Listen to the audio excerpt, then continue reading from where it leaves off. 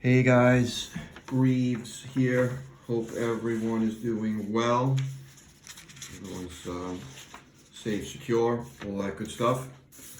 All right, we're going to continue, right, our learning of physics, and we're going to start a new unit, light. Okay, now, as always, this kind of remote learning is a challenge, so we're going to do really the best job that we can. Okay, so I sent you guys a video, YouTube, and hopefully you saw that. I instructed you to watch that first. Now I watched it, obviously, that was a pretty good video, and they gave you a lot of stuff, right? And I gotta be honest, we are going to be looking at just about all of that 3 or 4 minute video in the next two weeks. And you feel free to take a look at it another couple of times, right? But we're just gonna obviously stick with a couple of things today, right? So let's begin just an introduction of light and what is it. So today I just want to talk about, hey, what is light? Like, what is it? I mean, I think we have an idea. We know we see things, but where does it come from? What is it? So let's just see if I can hopefully just get you to understand. All right. So to really understand it, let's first go back. We have to go back a little bit. Suppose I took a proton and I just took a proton and the best way that I can say it is, look, I'm going to genie this proton into existence, right? So if I genie this proton into existence, what's going to happen? Well, what's going to happen is we know that there's an electric field associated with an electron, a charged particle, right? There's got to be an electric field. It just so happens that a proton, we know that the field, right, propagates away from the particle. And yeah, it's going to be all the way around, three-dimensional, in a sphere, 360 degrees everywhere. Let's just take a look at this one little field line that propagates away. So what that means is, if I genied it into existence, it's like I would be pulling this string. So if here's point A now, right? I blink my eye. Point A is not here. Point A is over here. Point A. What that means is point A is moving, right, away from a charge. And that field is propagating away, right? But let's just take a look at something else, right? Suppose I held this proton and I wiggled it, right? I wiggled it up and down. Just like if I took a rope, right? You were holding this end of the rope, and I would hold this end, and I wiggled it. What would happen? Well, hopefully, you would get something that looks like this, right? A wave, which is going to propagate, and that's because I'm taking the charged particle, and I'm wiggling it up and down, right? So, what we call this is only, by the way, this is only half the story, right? So here is 1/2 of our explanation of what light is. Now, going to do the best, and the video actually did a very good job of this, right? They had a 3D video showing you something. I'm going to try very hard to recreate that here, right, on a piece of paper, right? So, please think objectively, right? So let's call this my x-axis. Let's call this my y-axis, and let's call this my z-axis, right? So I'm going to take that proton, there it is, and I'm going to wiggle it as the electric wave propagates away, right? So here goes, right, my attempt at making a 3D drawing on a 2D piece of paper, right? So, and by the way, this is my electric field, right? So we're going to call this the electric field propagating away from my proton as I wiggle it up and down. By the way, hopefully this looks like a wave. Wave, huh?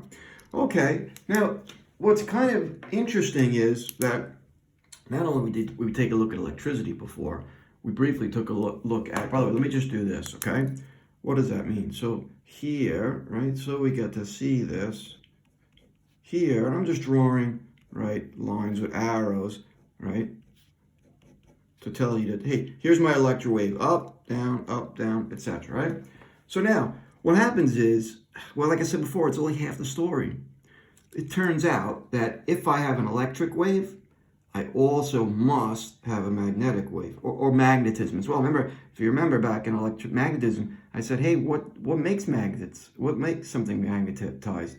Well, it's moving charges. And would you agree that if I took this proton and wiggled it up and down, I would have a charge which is moving, and I would have, and I'm going to do my best, right, to draw. By the way, this part is going to go behind here, which you can't see. Come back here, right, go back into the page, right, come out here. So what do I have now? Right? I have this red, right, which is now my magnetic field. Right? So this is what our best, right, description of what a light is. And we call this an electro. So what is light? Well, one of our definitions is, one of our answers, it is an electromagnetic wave, right? I know that seems weird, right? And it really doesn't answer too much, but it is what we say it is, right? I mean, it's describing what's happening. As I take a particle and move it, I get an oscillating electric field, but at the same exact time, I also get an oscillating magnetic field. So, electromagnetic wave, okay? So hopefully that's one little answer, okay? Now, to do this, to kind of keep going, I'm going to need you, and I hope I'm going to put this on the video, right? I'm going to need you to take a look at your reference table, right? So notice, on your reference table, we have something called the electromagnetic spectrum, okay? All right, it seems really overwhelming, right? But it's not that bad. Let's take a look and see. Okay, so it's a wave, right? So I'm going to say this in a second, but since it's a wave, it must, right, kind of behave like a wave. And one of the things of wave, right, if it's a wave, it's going to behave, right, with the equation velocity is equal to frequency times wavelength, okay? So how do I describe an electromagnetic wave? Well, we can describe it two ways, with the wavelength or the frequency. Is that okay? And now this is what makes light different than other things. What do I mean by that? Well, look, sounds strange, right? Look, I'm taking this particle and I'm wiggling it back and forth, right? All right, let's look at my frequency. I would say that I'm wiggling this up and down, right? Am I wiggling it up and down very fast? No. So what that means is I'd have a pretty low frequency wave. However, right, if I kind of wiggle it back and forth, what did I just do to the particle? Well, I increased the frequency. So this is how we distinguish different type of electromagnetic waves. And what's confusing is, no matter what, right, we always call it light. Now, you and I are familiar with light, right? Meaning red, orange, yellow, green, blue, violet. Those are the colors that we can see.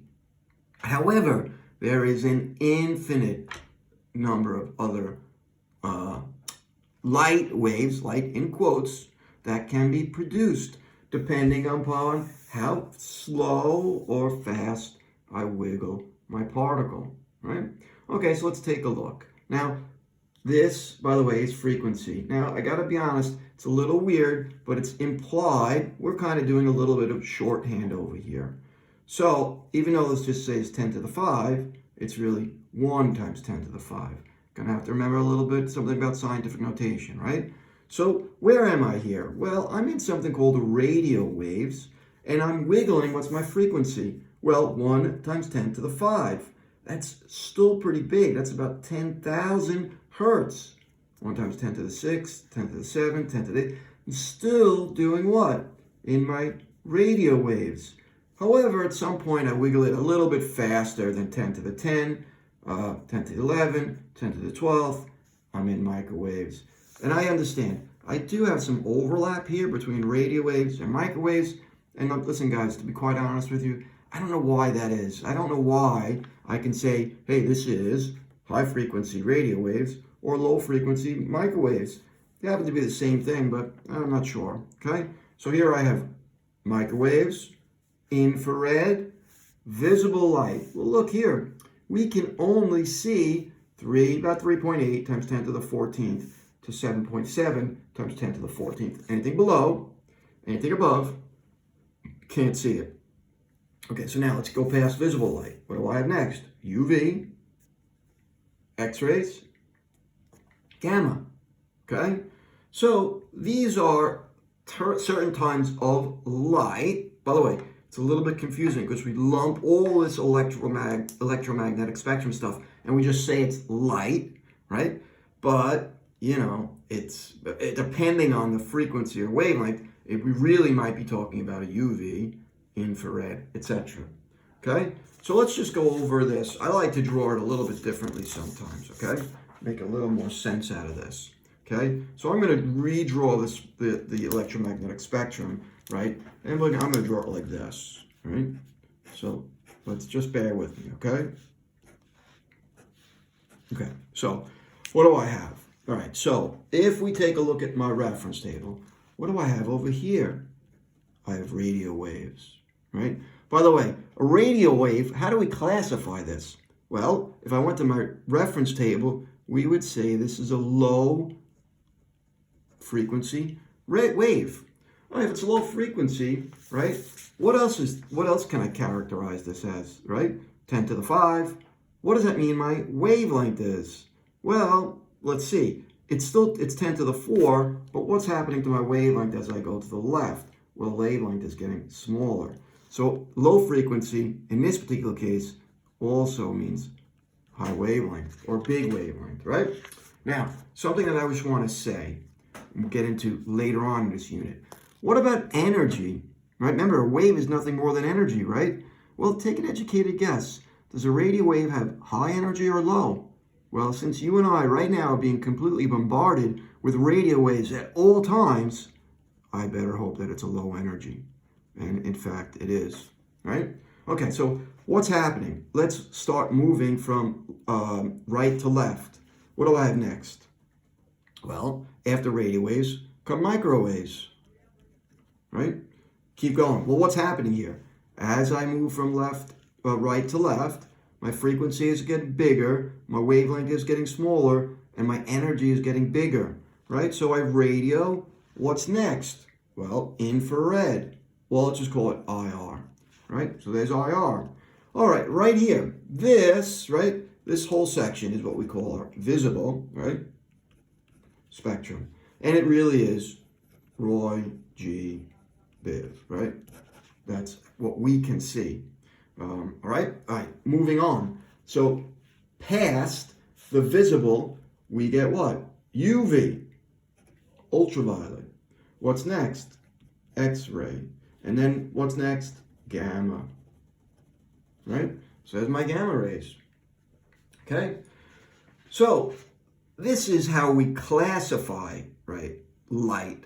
And it's classified by these characteristics. Now let's go back over here. Notice, as I'm traveling from right to left, my frequency is getting bigger, my wavelength is getting smaller. So when I'm at gamma ray, I would say I am at a high frequency, really short wavelength. And what about energy now? Right? Energy is going to be what? High energy.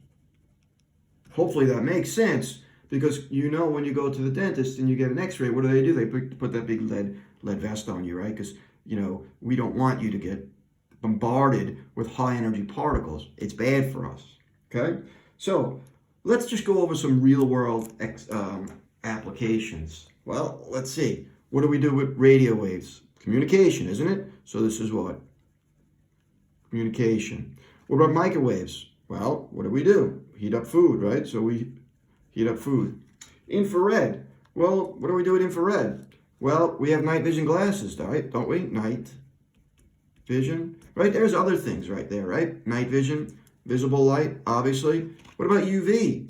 Believe it or not, UV is used to kill bacteria. There's more than one. This is just a small part of our applications, right? So UV, what do? Well, we can kill bacteria, right? So sanitize stuff. Sensitization, right?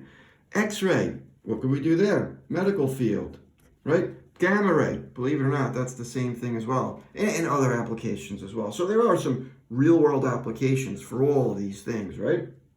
So, all right. Two more things. Something that is insanely important about this unit, and that is something called the speed of light. The video talked about this just a tad, right? So the video did talk about this, right? What is the speed of light?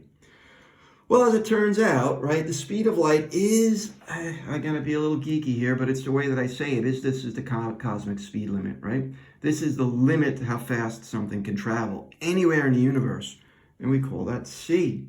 So this is the speed of light. It's 3 times 10 to the 8th meters per second. By the way, that's pretty fast, okay? Pretty fast. That, by the way, is, right, on your reference table. So important that it's kind of the third one down here, right? So speed of light in a vacuum, 3 times 10 to the 8th meters per second. All right, if that's the case, let's see if I can figure some stuff out. All right, so what do we want? I'm just going to make some stuff up here, pull it out of the reference table, okay? So let's take a look. Let's suppose I have, I don't know, I'm just going to pick a radio wave. There it is right there, right? Radio wave, right? So let's look at a radio wave. Radio wave, right?